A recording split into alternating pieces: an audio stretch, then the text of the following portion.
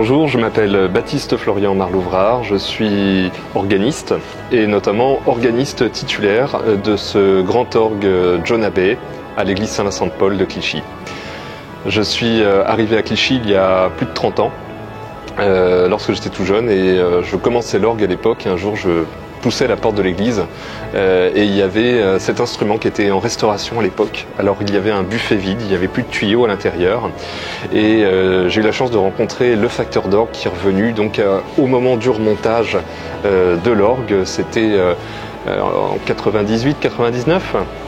Et j'ai pu donc commencer à jouer sur l'orgue qui a été inauguré en septembre 2000, avant d'être nommé organiste titulaire, donc un an plus tard, en 2001. Et donc depuis toutes ces années, j'ai la joie de partager le quotidien, j'ai envie de dire, de cet instrument d'exception. Alors cet orgue a été construit en 1899 par une manufacture basée à Versailles, la manufacture Abbey, en vue d'être exposé pour l'exposition universelle de 1900. C'est un orgue qui, à son époque, avait bénéficié d'avancées technologiques particulières, avec des systèmes de transmission extrêmement modernes pour l'époque. Cet orgue donc a été exposé et primé lors de l'exposition universelle de 1900. Il a ensuite été installé dans une salle de concert à Paris, qui était la salle Humbert de Roman. Et en 1905, la salle devait être détruite, et vous imaginez bien l'orgue avec. Mais le hasard fait bien les choses. En 1900 se construisait l'église, la grande église comme nous l'appelons, l'église Saint-Vincent-de-Paul à Clichy, puisque la chapelle Saint-Médard était trop petite. Et le maître de chapelle de l'époque, François-Eugène Martin, a entendu parler de cet orgue qui devait être démoli, et donc a fait racheter par la paroisse l'orgue de John Abbey. John Abbey a lui-même installé cet orgue dans l'église Saint-Vincent-de-Paul, ce qui a permis de sauver cet instrument de la destruction. Cet orgue a ensuite connu différents affres jusqu'à devenir complètement muet dans les années 70.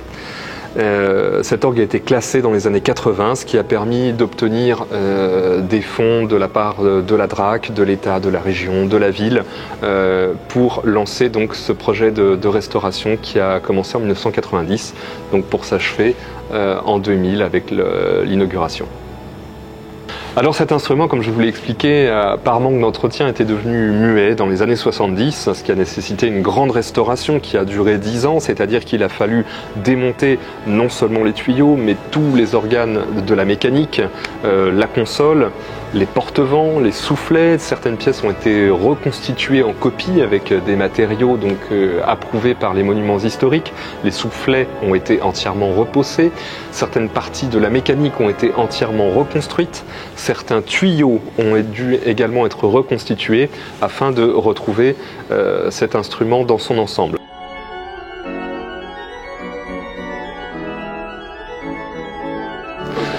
Alors cet instrument, ce grand instrument monumental dans cette église, a plusieurs rôles. Tout d'abord un rôle lors de la liturgie pour accompagner les offices religieux, le plus souvent le dimanche matin. Vous pouvez entendre l'orgue aux différentes messes, mais également un rôle culturel. Déjà, le Conservatoire de Clichy a la chance de posséder une classe d'orgue qui est placée sous la direction de Marie-Ange Lebrun. Vous pourrez entendre parfois lors de la semaine les cours donnés aux élèves ou les élèves qui viennent s'exercer sur l'orgue. Et également, bien évidemment, un instrument qui sert pour les concerts. Lorsque des chœurs, des orchestres viennent se produire, il n'est pas rare qu'ils utilisent l'orgue. Également l'association Clichy Grandes Orgues qui a été créée en 2018, qui a justement pour vocation de faire rayonner sur le plan culturel cet instrument. Nous accueillons des visites, nous recevons parfois des groupes d'organistes venus du monde entier qui viennent justement découvrir cet instrument unique qui est, je le rappelle, classé monument historique.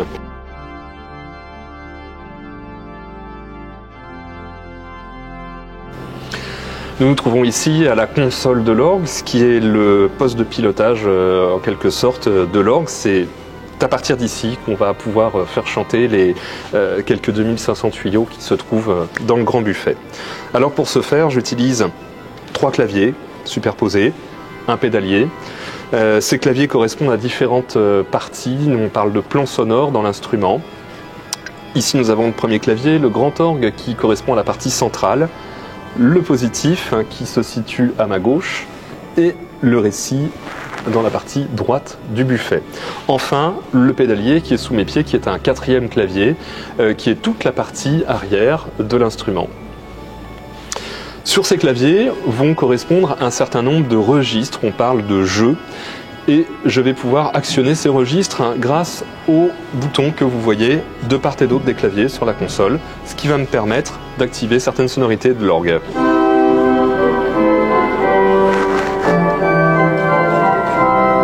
Si je modifie les registres, bien évidemment, je vais modifier les sonorités.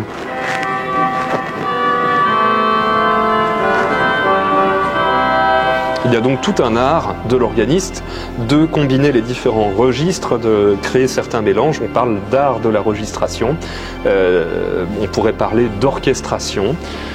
C'est encore une possibilité offerte et bien évidemment nous avons un certain nombre d'accessoires, ici des systèmes d'accouplement des claviers, ce qui va me permettre en jouant sur le clavier principal de faire jouer